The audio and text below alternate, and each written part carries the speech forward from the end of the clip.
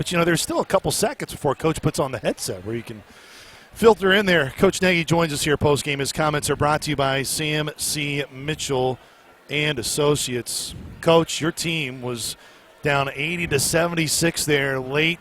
You knew that you probably had a chance or needed an opportunity to really, win it with defense, get some stops to allow your team to score, to get back into it. What was so impressive about that closing stretch that allowed your team to grit out this one?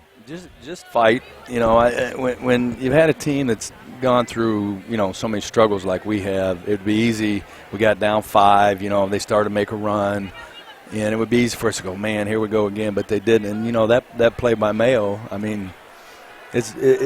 what an incredible play by him to save that ball with 7 seconds left. And then we end up with a 3-point play out of it, I think. Yes. Wasn't it off that 7 second? Yeah.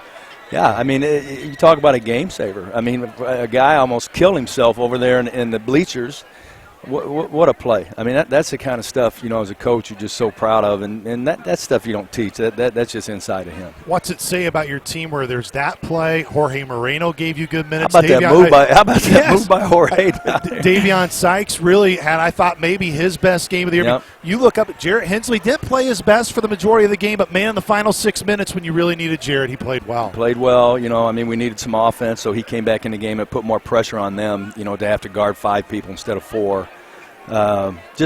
Mason killed us. We couldn't stay in front of him. Everything we tried, switching, not switching, we just didn't do a very good job of it. We weren't. But I don't know. We out rebounded by 10. By 8, yes. Yeah, and they ended up with 8 offensive rebounds. They only had 2 at halftime, and so we did a really good job there. The amazing thing, what did we shoot 65% in the first half, and the score was tied.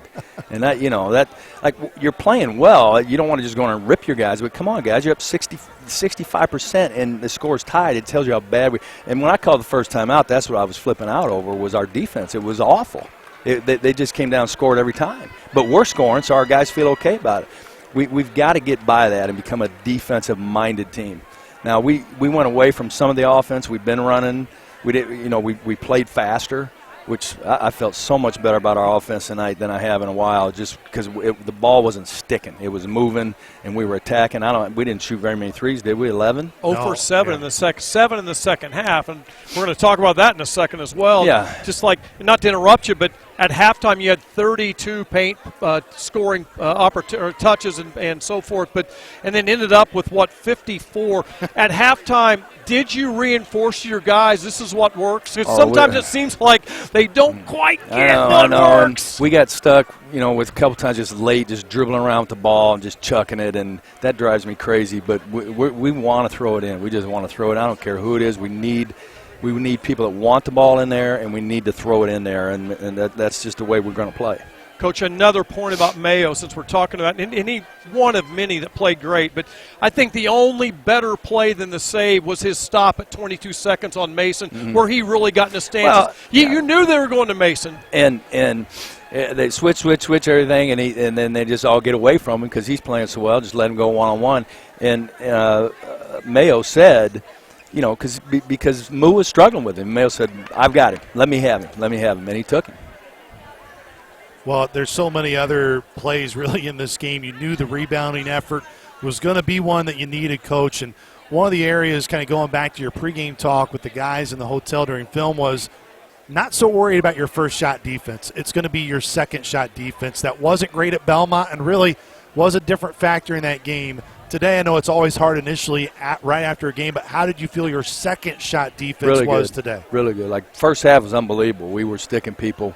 Second half, they got a few. One that really hurt us, they took a 3, missed, and Sheridan leaked out, and the ball came back to his side, and they ended up getting a 3 out of it. That one really hurt us. But 8 offensive rebound.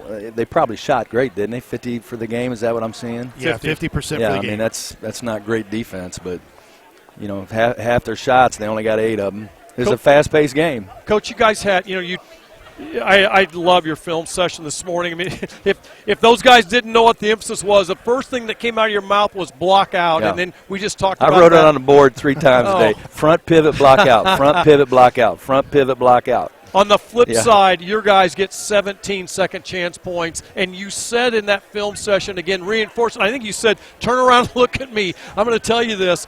How do you feel about the way your team accepted your message? Oh, they're buying in now. They are. I think they're trusting us. You look how we were the first 6 games, the first 4.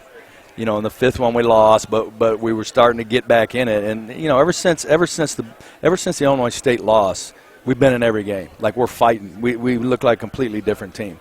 And you know, this went on the road against one of the top teams, which should really, you know. But now the deal is, let's don't waste this thing. Okay, we had a great game at UNI. We came back flat against Murray State. We can't come back flat against Valpo. We need to go. We need to fight. And you talked about dealing with success as one of the areas that you talk about with your team, that it's much harder to deal with success than it is losing in seasons and bouncing back. But, man, the way you win a game like this, Coach, what can it do for your group to really come on the road, and tremendous crowd too, which it always is with SIU alums, but to win it the way you did win it, Coach, because there are moments where you talk about like Murray State where big second-half run, got them ahead and never looked back. Even when UIC got that lead, your team found a way to grit it out. And I think that's the deal, is the confidence, you know, being under 2 minutes down, knowing that we can do it, and knowing we did it against a very good offensive team, and a team that's doing well in the league, I think, is big. Doing it on the road is big. It just, you know, one thing about going on the road, I really like going on the road because it just feels like you against everybody, and it does something to your team where sometimes playing at home you can get fragmented because of all the distractions.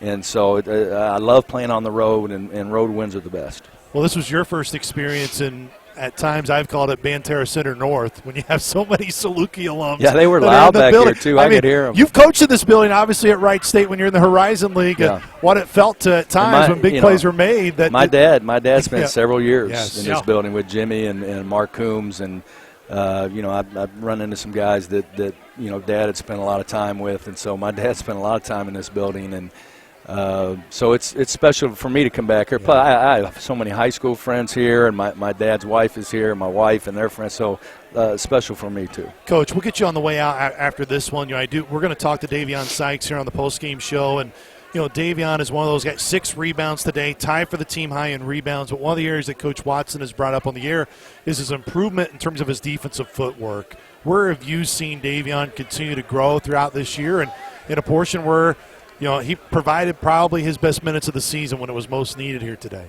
Well, you know, I met with him last week, and I said, here's the deal. And I explained this to him. I had a player a couple years ago at Wright State that really had a bad year offensively. I mean, and not only was he neutral, he had a bad year. Like, he hurt us offensively. Because we encouraged him to keep shooting, and he just couldn't make anything.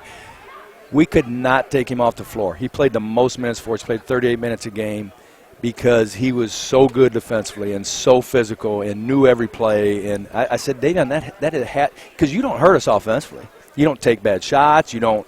You know, I know your jump shot, people back off you. If you would just be the most dominant, because you're 6'6", you're strong, you're athletic, you're smart, you got everything that you need to be a great defender. And it's time, son. Like, we should not be able to take you off the floor because you're so dominant defensively. And that's where I need you to get, and I think he took that message to heart. Coach, congratulations. Enjoy this one and celebrate in the city. So here a few days before making the trip to Valpo. We're going to go watch one of our recruits tonight play, and it'll be a lot better after a win. Coach, congratulations. Thank you. Once again, that was head coach Scott Nagy. We'll take a timeout with our Marion Toyota players of the game.